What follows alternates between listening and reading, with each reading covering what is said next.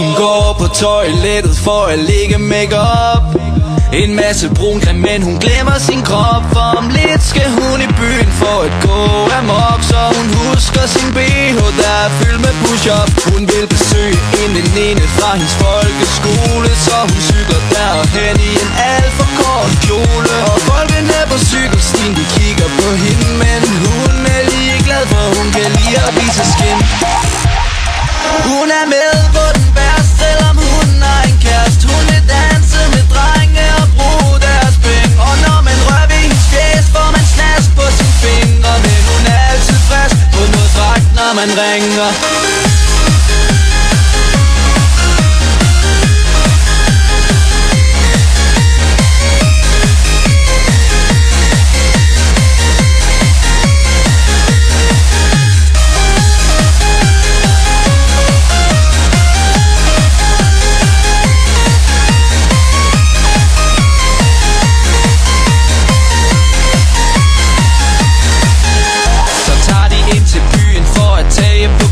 Men dørmanden siger, at hun ikke er gammel nok.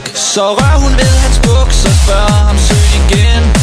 Nej, søde damen, vil du ikke nok lukke mig ind? Så bliver hun dukket ind, og de finder sig en plads. De sætter sig ved bordet, og de tømmer deres glas. Så går de op i baren for en nasse en shoes ved en fyr, der er naiv og som tror, at han får Hun er med på den værste, selvom hun har en kæreste. Hun vil danse med drenge og bruge deres penge. Og når man rører ved hendes fjes, får man snask på sine fingre. Men hun er altid frisk på noget fragt, når man ringer.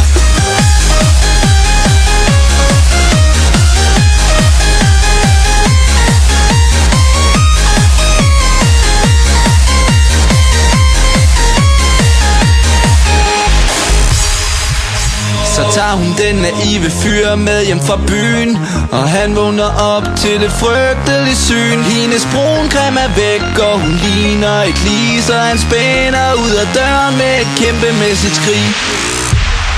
Hun er med på den værste, selvom hun har en kæreste. Hun vil danse med drenge og bruge deres penge. Og når man rører ved hendes fjes, får man snask på sine fingre. Men hun er altid frisk på noget fragt, når man ringer.